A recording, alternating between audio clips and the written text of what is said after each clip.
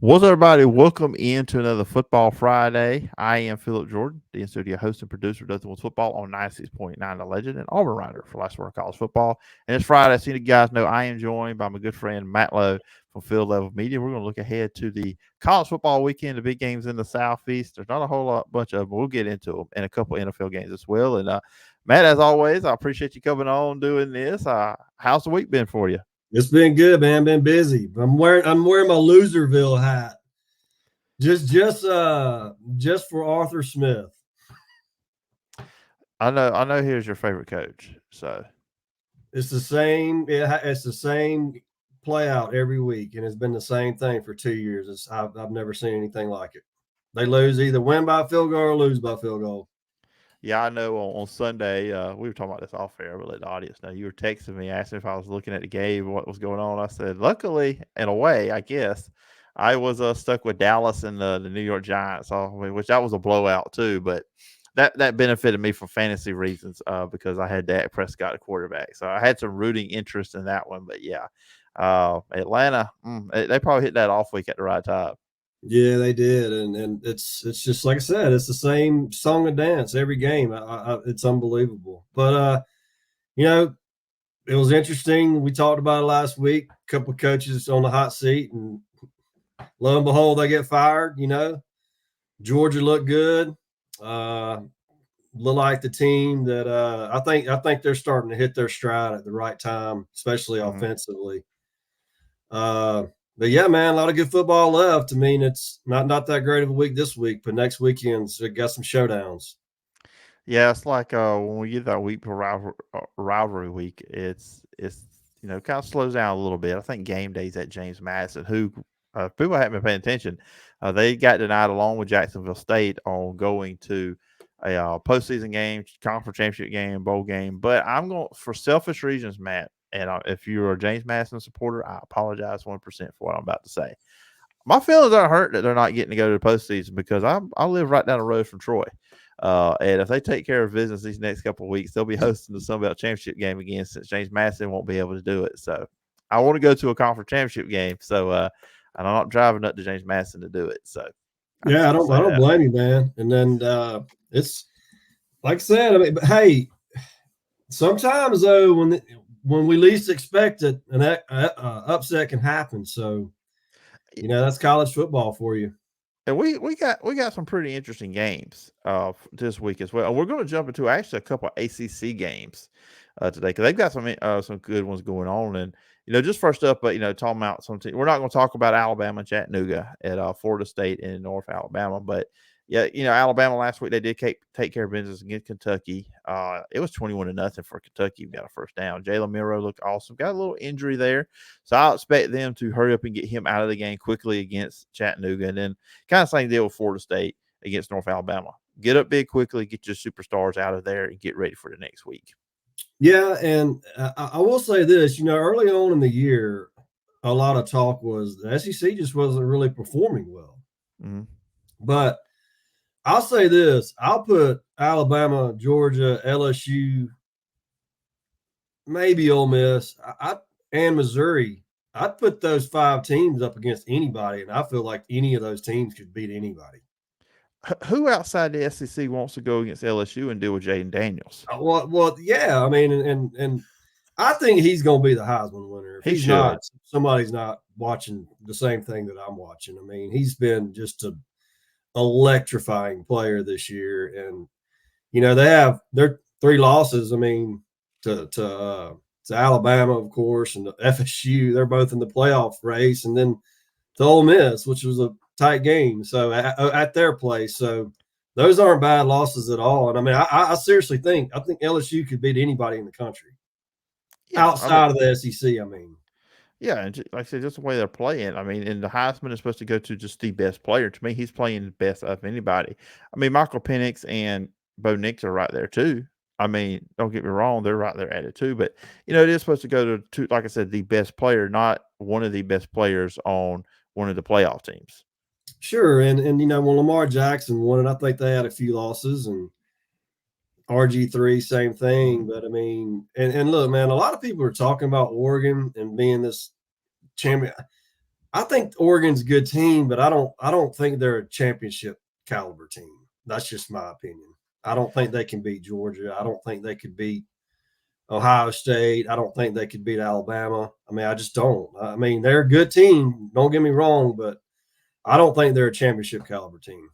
Yeah, we're probably more likely going to get them in Washington in the final Pac-12 championship game too. So And I that's tell going to you be what, Arizona State's playing better. And Kenny Dillingham is their head coach, which he was at Oregon last year as the play caller for Oregon. So he knows that team pretty good, and they got a pretty good defense. So Oregon better not be overlooking the Sun Devils this weekend. I know it's not one of the games we're going to talk about, but Right. Washington is playing Oregon State this week. Yeah, and I like Oregon State. State's favored in that Yeah. game. Yeah.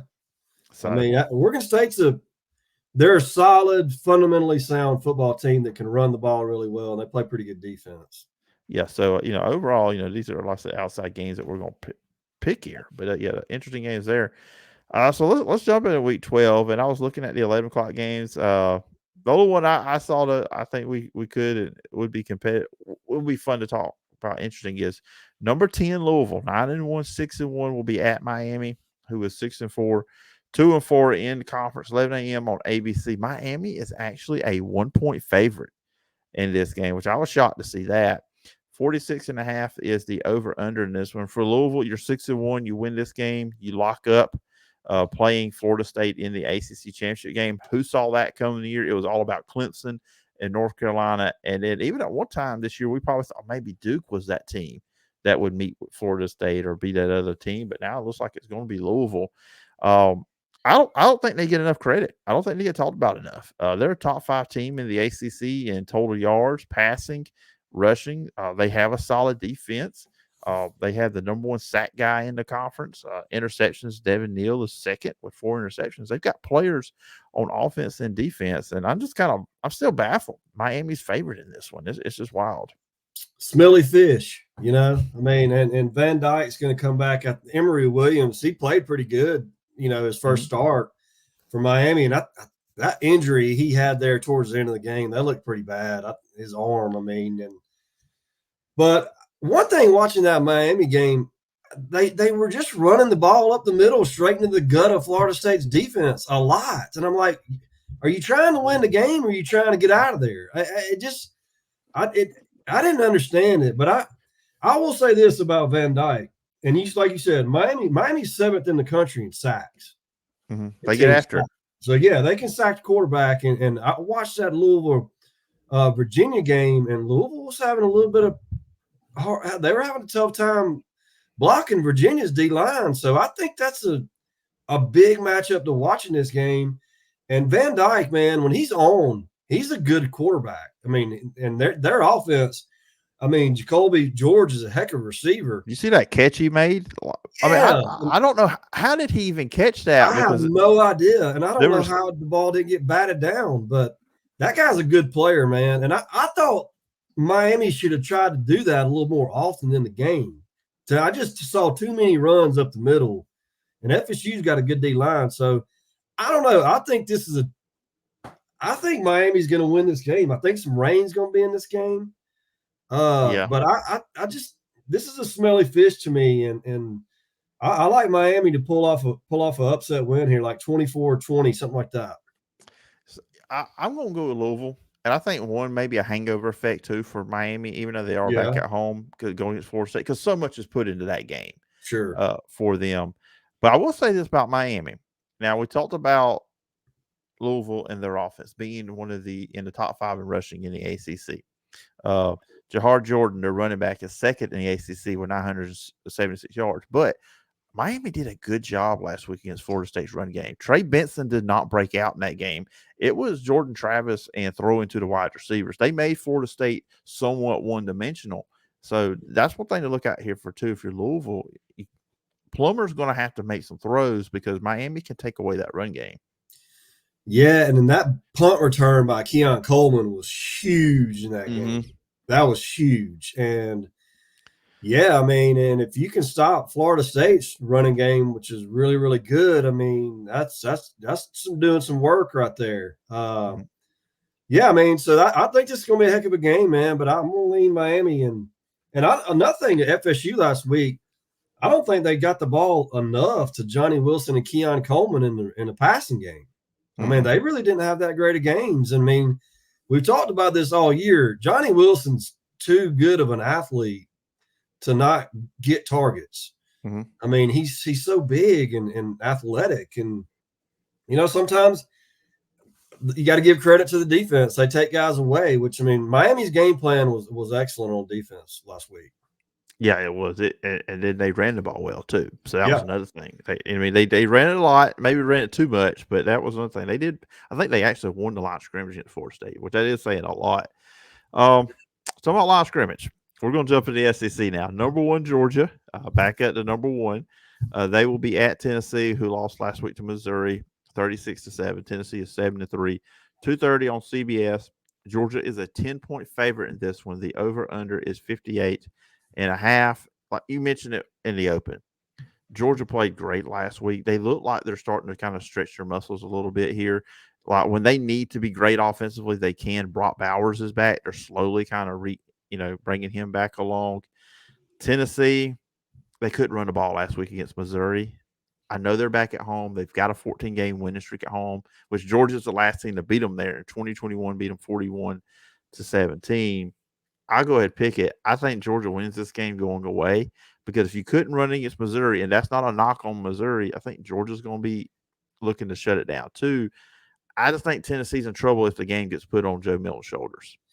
I do too. And last week, I mean, he was their leading rusher, and Mm-hmm. and that's I don't know. They got a couple really good backs, and that was kind of shocking to me. But I mean, Georgia's only allowing a little over 100 yards a game, and Tennessee's seventh in the country in rushing. I'm with you, man. The key to me with Georgia's offense has been Ladd McConkey.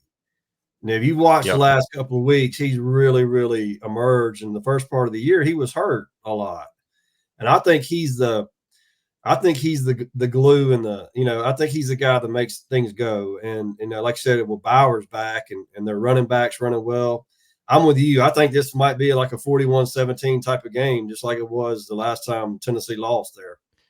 Tennessee gave up 255 yards rushing against Missouri last week. Cody Schrader had 205 yards. He also had 100 yards catching. But you look at Kendall Milton, what he did last week against Ole Miss, 127 yards, 2 touchdowns. Dejon Edwards, 59 yards, 2 touchdowns. That's another thing. If the Tennessee defense comes with that kind of performance, Georgia's just going to lean on them that way too, and Carson Beck's just going to hit them with a play action. Yeah, and that Schrader kid is a really good player. I mean, he's Yes. built like a brick house, man. And he's a good runner. And yeah, I was kind of shocked at how Missouri's defense dominated them, but that's a tough place to play. It was a night game, their fans were into it, and I mean Missouri. I don't know. Like I said, I think Missouri could beat an Oregon. I think Missouri could beat a Florida State. I don't know about Michigan, Ohio State. Look. I know this is kind of off subject, but I'm never taking Penn State in a big game again because they've let me down so much. So, but I mean, I think Missouri's playing just about as good as anybody. Yeah, they are. And I agree with you on Penn State. It's like right now their ceiling with James Franklin is third place in the Big Ten behind Michigan and Ohio State. That's just Yeah, right. and that's another guy, man. He's getting paid a lot of money, Mm-hmm. and he can't win a big game. I mean, against the teams he's supposed to, like the bigger teams in the Big Ten. Yeah, and really look at Big Ten, it's those two. And if you can't Yeah, I knock off mean, one of those two, it's you're just kind of stuck at third. yeah. Back into the ACC, another 2:30 game. Number 20 North Carolina, who's 8-2, 4-2 in ACC play. We'll be playing disappointing year for Clemson, 6-4, 4-4, or 4 wins in conference play. May have the wrong stat wrote down on paper there. But anyways, 2:30 on ESPN. Clemson is favored by 6.5. They are the home team here. The over/under is 59.5. North Carolina is third in the FBS in yards per game, but their defense is not good. That's another trend. I mean, how long is Gene Chizik going to be able to be defense coordinator at North Carolina where their defense is being bad? They have not won at Clemson since 2001. Has North Carolina? What are you thinking on this one? Clemson looks to me like they're playing a little pissed off. I mean, here the last couple of weeks, and I mean, I'm with you that North Carolina was playing pretty good defense for the first part of the year, and I don't know what's happened, but they just can't stop anybody now. Mm-mm. And Cade Klubnik looks like he's playing well. I don't know what's happened with Will Shipley at running back there. The last couple of games, he ain't really done a whole lot. He's too good of a player not to be putting up stats. So I'm gonna roll with Clemson here, man. I just can't trust North Carolina's defense right now, and I think Clemson's finally found something. I'm gonna, Yeah, I agree with you. I I agree think with I you. think it's gonna be a high scoring game. I'm gonna go something like 35 to 28, something like that. Yeah, and that's Maybe the even thing. higher than that. North Carolina is kind of like maybe they're like the ACC's LSU, where the offense is great. We know they have a great quarterback in Oh Drake yeah, May. oh yeah. I mean, one of the best. We know it's going to be him and Caleb Williams, the first two quarterbacks taken in the draft this upcoming summer. During the NFL draft. But yeah, I think Clemson is playing a little ticked off. Ever since that caller called in to Dabo Sweeney's show, it did not make Dabo Sweeney too happy. Clemson's been playing better. And look, neither one of these teams is going to be playing for the ACC championship game. Obviously, this is bowl prediction. This is actually a rematch of last year's ACC championship game where Clemson ran away. Actually, Clemson started off bad. They benched DJ and then they put K Klubnik in and then they ran away with it. So yeah, I think if this one game was at Chapel Hill, I would pick North Carolina because how good they are at home. But on the road at Clemson, yeah, I gotta take Clemson. Yeah, and I tell you what, North Carolina, Devontae Walker, their wide receiver, he's fantastic. That guy's a That's great another player. one. NFL talent right there. Yeah, and the tight end Bryson Nesbitt's pretty good too. So, but Walker's he's a stud. Real quickly, I know there's a lot of draft pundits. It seems like some people are actually split, and I've seen some people say that scouts are saying it's differently than what we all assume. Some of them are between Caleb Williams and Drake May. If you were an NFL GM, you needed a quarterback. Which one are you taking, Drake May or Caleb Williams? Do I have an option with Jaden Daniels?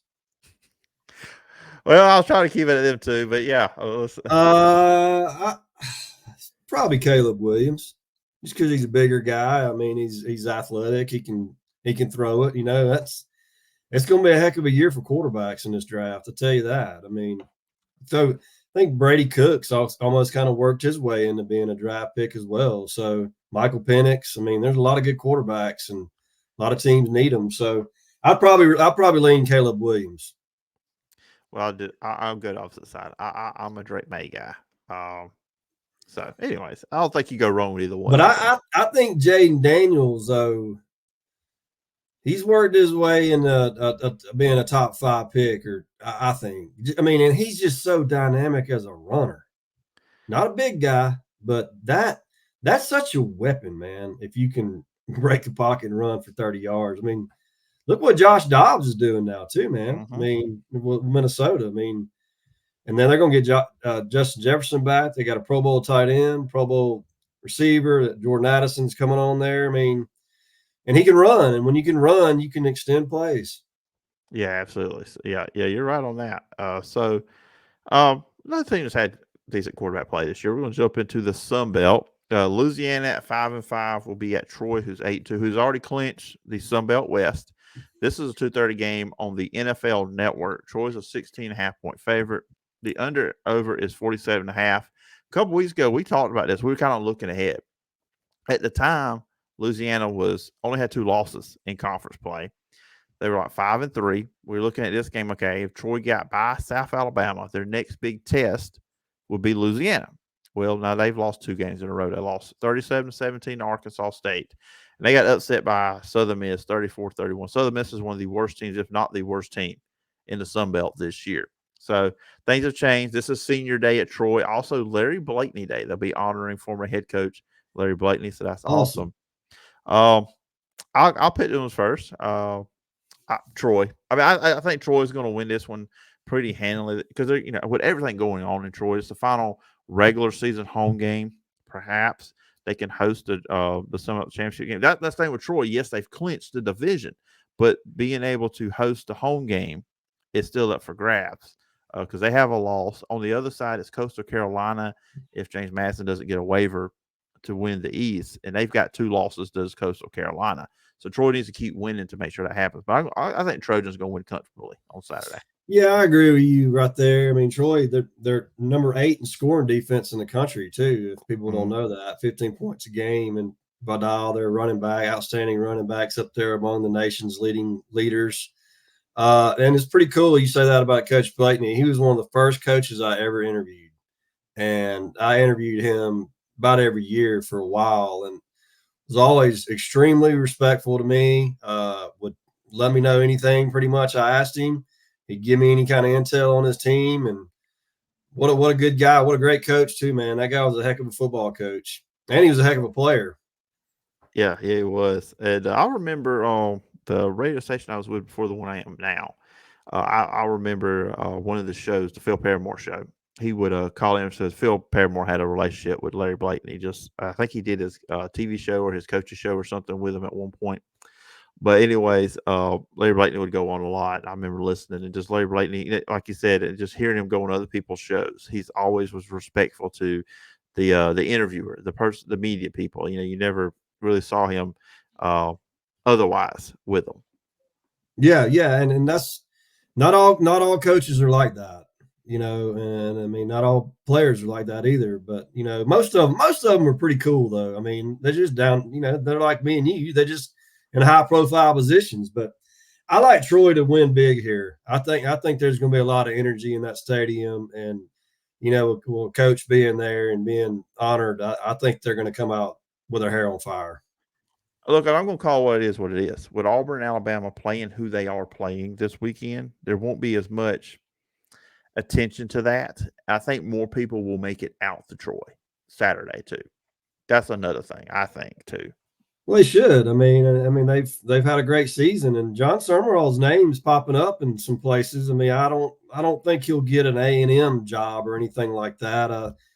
I think A&M is going to try to swing for the fences. I think they could go after Dabo. I don't know if Dabo will leave, but I think not a lot of people were talking about Lance Leipold, at Kansas, but yeah, man. I mean, Troy's having a great season, and they can finish it out strong here. Yeah, and talking about Auburn, they play at 3:00. They are hosting 8-3 New Mexico State. Auburn 6-4. They got bowl eligible last week with that 48-10 victory over Arkansas. 3:00 SEC Network. Auburn is a 24-point favorite in this one. The over/under is 48.5 points. New Mexico State's quarterback is pretty good. And I'm probably going to butcher his last name, but Diego Pavia. He has thrown for 2,257 yards. That's third in Conference USA, 19 touchdowns, 6 interceptions. He is fourth in the conference in rushing with 703 yards and 5 touchdowns. This team is second place right now behind Liberty in Conference USA. So I look at this like this is a game Auburn, if they come in with the right mindset, they should win by those 24 points. But hey, if they come into this game looking ahead to the Alabama game, thinking, okay, we should beat this team, which is a team that lost to UMass, who Auburn beat earlier in the year. Oh no, it's going to be it's kind of a interesting setup for Auburn with this New Mexico State team. Yeah, and they've won 6 in a row and 7 of 8. And Jerry Kill coaches the team. I mean, Great coach, terrific coach. Yeah, good coach. I think this is the first time New Mexico State's going to play in the championship game of their conference since 1965. So it's been a minute. They've had some struggles there. But one guy to keep an eye on for is Auburn is Trent Hudson. He's a 6'3", 180-pound wide receiver. He's a good player, so they're going to have some guys on him because and Auburn's got a great secondary. So but keep an eye on him. If he starts causing trouble down the field in the passing game, Auburn could have some troubles. But look, last week I was shocked by that performance. To be honest, that game was over in the first quarter. Mm-hmm. I mean, and because the run by Thorne, the pass, and then the kicker, the punt return, which anytime you can get a punt return for a touchdown, that's huge. I mean, like we were talking about with Keon Coleman, FSU, that flipped that game around. So, earlier in the year, Auburn, they were having to bring pressure with their defensive backs off the edge. Now they're starting to get a little pressure with their defensive line, and they're 20th in the country They have 26 sacks on the season. I mean, and they had 5 sacks last week, and they're giving up 20 points a game. The defense has done its job, and but the team. And granted, Arkansas is not that good, but you go on to get a road win like that. I mean, Arkansas has played with a bunch of people. I just think this team is playing with a lot of momentum right now, and that's a big line. But if they're focused, like you said, I think they should come out and get the job done. But look, here's what you want to see as an Auburn fan, and as the program progresses under Hugh Freeze. You got to come out and win games like this and make a statement. I mean, and show. It's like we've talked about with Nick Saban. When they beat a good team and they play a team that they should wax, the next week they wax them, and that's mental toughness and that's focus. So I want to see that happen this week. I don't want to see Auburn play a 7-point game. I want to see this team come out and keep it rolling and put up some points like they did last week and keep the momentum going. And I think they will. Now, I don't know if they're going to win by 24 points because I think New Mexico State's a pretty good team, but if they put it all together, I think they can do that. Yeah, and still what we talked about, the receivers, they got to catch the ball better. I mean, that's one thing. But I think Jarquez Hunter has really coming on the second half of the season with what he's doing, and Peyton Thorne. And I think really what was the big thing for Auburn, just deciding on the quarterback, just riding with one of them. I think Peyton Thorne has played much better since he knows he's the guy. He's not looking over his shoulder or thinking, okay, is this the play they're going to pull me out and put Robbie Ashford in? Now, I will say this about Peyton Thorne. I've picked up, if you're a defense, he's going to give you one where you can pick him off. Like he did it last week against Arkansas, where he forced one in. He did the week before against Vanderbilt. But outside of that, and really when you look at the whole quarterback switching out thing, they didn't really need to do that because Peyton Thorne is a good enough runner, something I really didn't know he was, off the RPOs, off the read plays, off the zone read. So, yeah, they keep that going. They should be all right. Now, it's going to be very intriguing. I know it's next week, and we'll get into it next week, but Auburn wins this game. You go into Iron Bowl with 4 straight wins. You're at home, 2:30. You know that crowd's going to be electric. Oh, yeah, yeah. And I will say this about the quarterback thing. I think Hugh Freeze battled with himself because Robbie Ashford was there last year and played and did pretty well with the team down the stretch.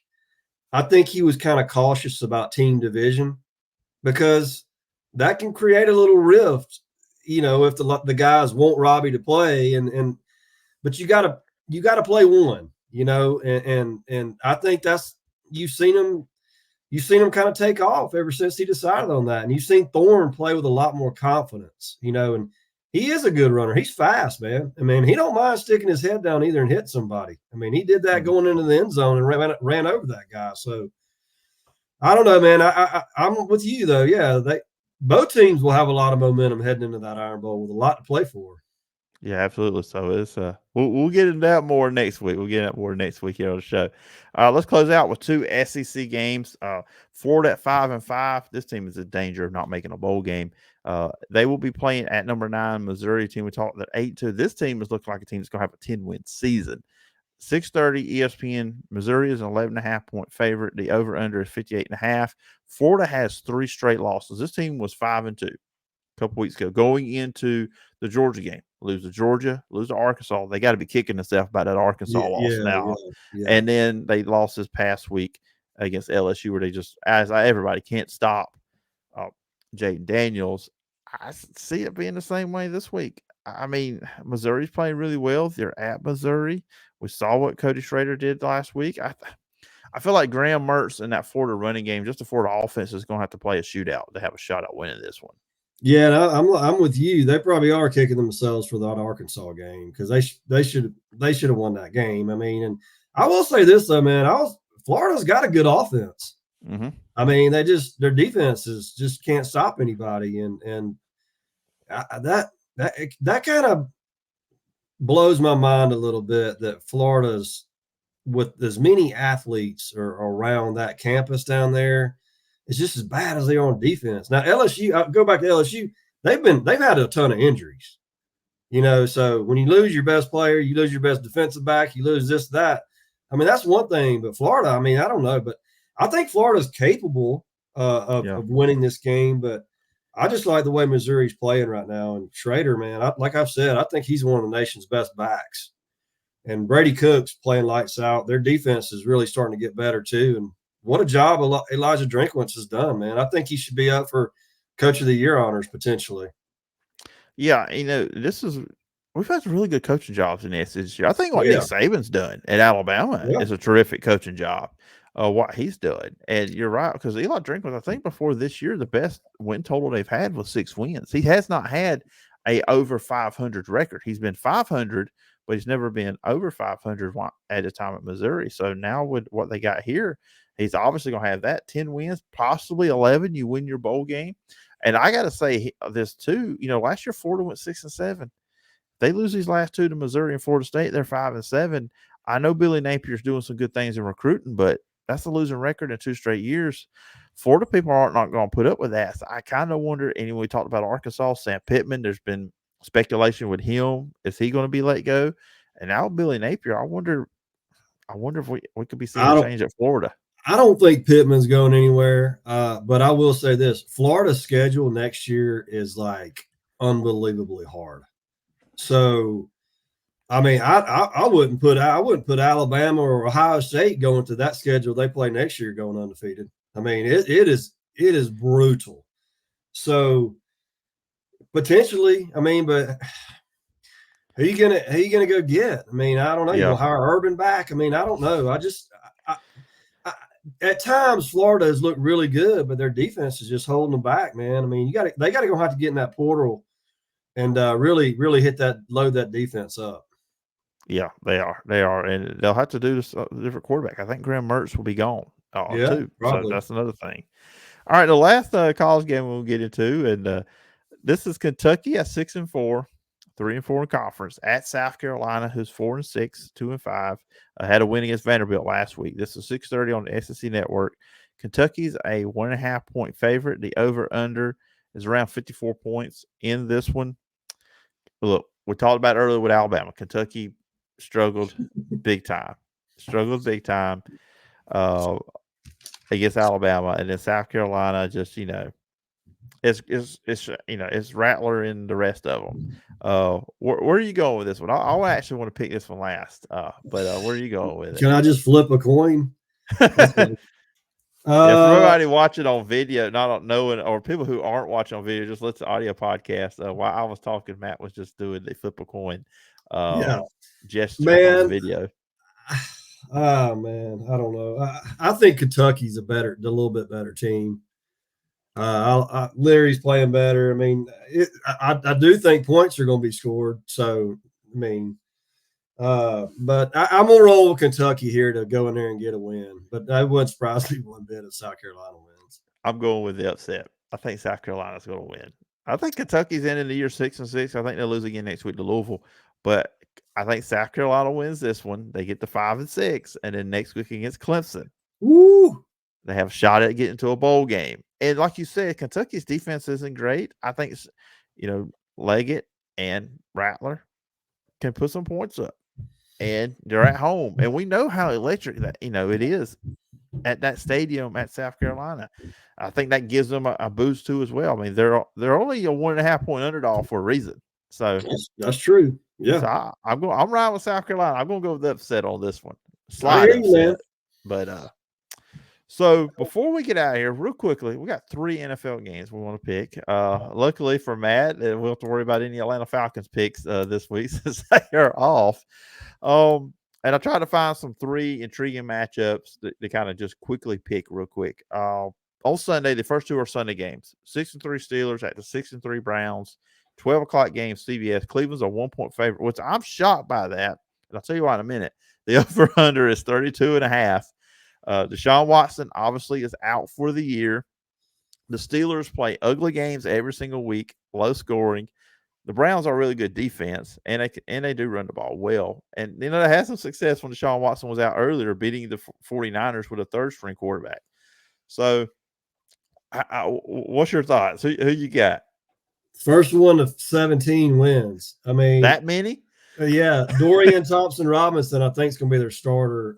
The Browns' right tackle, Dawad Jones, is out. So that's big going up against that Steelers D line. I like the Steelers at home. Low scoring, slobber knocker game.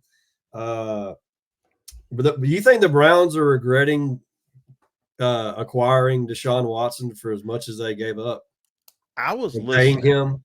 Huh? I I was listening to the Dan Patrick show this week. He put up a stat. I think he was, so it was over 7 years. So this had to be Deshaun Watson's whole career. He has played in, and I may be wrong off a few numbers here. I think he said he played in 67 games in his career, and he's missed 51, even when you add in the suspension year. So, and when you look at all the draft capital the Texans got, now I don't have them a game on here, but man, how about CJ Stroud and what they're doing? Woo. I mean, they're 5-4. I mean, Jacksonville did not look good against the 49ers last week. I don't know what's happened to them. So, I mean, they were coming off a 5-game winning streak was Jacksonville, but they hadn't beat anybody. It really was really any good. So yes, Texans going on. I've heard people talking about CJ Stroud being an MVP candidate, but anyways, that trade has now helped out the Texans tremendously. And Deshaun Watson just does not look like the same quarterback that he was with the Texans these No, 2 years with the and Browns. Phillip, here's the thing. Like, what if this is a career-ending injury? You're Yeah. stuck with that contract for how He's long? guaranteed. I mean, He's yeah, guaranteed most of it. that's why these teams that make these and what the Cleveland Browns, I think they went through like 29 quarterbacks over a certain amount of time. But like you go make a move like that, and they get hurt. I mean, dude, you're killing your team, man. You're killing your team, and that's why I just don't. To be honest with you, the NFL, the money in the NFL and MLB and all of them have gotten out of control. But I just, if I were a general manager, which I think I could be a better general manager than some of these guys, I would be very cautious about giving up that kind of draft capital and paying somebody that kind of money guaranteed. Kind of like Jimbo Fisher. I mean, like, I know y'all got money, but dang, man. I mean, that much for a buyout. I mean, whoo, that's just lighting money on fire. Mm-hmm. Yeah. So, yeah, I've seen people talking about that too, about with Deshaun Watson, the regret there. But another game on Sunday, 12 o'clock. The 5-5 Raiders play much better now with Antonio Pierce as the head coach. They're playing at the Miami Dolphins, coming off the off week. They're 6-3. 12 o'clock CBS, your local CBS if you're getting it. Miami is a 13.5 point favorite. The over under is 46.5. I don't think Miami has a win over a team with a winning record or at 500 this year. They have struggled against those teams. As I said, the Raiders are coming off 2 straight wins. Aiden O'Connell, look, he's okay. He's scrappy. He's not a great quarterback, but they're playing a lot better these last few weeks. But I'm going to go with the Dolphins. I think Tua has a big game. I think this offense, and they're at home, and they're coming off the off week. So I think, and the Raiders, yeah, they played on Sunday night, so they're not coming off a short week. But yeah, I like the Dolphins. Yeah, I'll go with Miami as well. But I mean, I think the Raiders are playing with a lot of confidence. Mm-hmm. Right now, and Antonio Pierce has injected some life into them. And I tell you, man, Max Crosby, their defensive end, he's one of the better defensive players in the NFL. That guy single-handedly can wreck an offense. I mean, force a couple fumbles. Next thing you know, you're down. So I think that's a big line, though. I mean, in the NFL. So I think that'll be a closer game than people think. But I'll roll with Miami. Yeah, it is. You don't usually see spreads over 10 in the NFL. Not Very really, rarely. man. Not really. And Devontae Oakland. I mean, excuse me, Oakland. Las Vegas. I do it all the time. Las Vegas. It's a shame that franchise left Oakland too, by the way. But they made a concentrated effort to run the football last week, and that's what helped them win the game. And if they can do that play action with Devontae Adams, I think that they can hang around in this game. Then Monday night, this is the big one. The 8-1 Philadelphia Eagles at the 7-2 Kansas City Chiefs. 7:15 ESPN or ABC, or you can watch the Manning brothers probably over on ESPN too. There's many different ways to watch this one. Kansas City is a 2.5 point favorite in this one. The over under is around 45.5 points. Matt, I'm going to present you a question that I asked somebody this week. about this game. Who has the better game, DeAndre Swift or Taylor Swift? Phillip, really? Oh man, I would say DeAndre, but I'm sure she'll be there. You know, Oh yeah. she's been in every home game. I'll tell you what. This rematch of the Super Bowl, Dallas Goedert, their great tight end. I don't think he's going to play, and then Kobe Dean's already out. Their middle linebacker, one of the Georgia boys. Nick Bolton, Kansas City's outstanding middle linebackers, also out. So I don't know, man. It's you think all signs point to a shootout in this game, but both of them are coming off a bye. Mm-hmm. So that's 2 weeks to prepare. Figure out some tendencies. Two good coordinators. I don't know, man. This might be a lower scoring game than people think, but I'm gonna roll Kansas City at home, man. It's tough to beat those guys at home at night. I am going to pick the Eagles. I think they're going to be a little bit extra motivated because this is a rematch from Super Bowl. And look, we all remember how the Super Bowl ended with the penalty to pass interference, all the stuff that happened. So I'm going to go with the Eagles to win a very close game. I agree with you. I don't think it's going to be as high scoring as a lot of people probably think it's going to be, but it should be a fun Monday night. Yeah, and I'll tell you what, man, the Kansas City got embarrassed by Denver. Yeah. But think about how far, dude, Sean Payton, man, that guy's one of the best coaches of all time.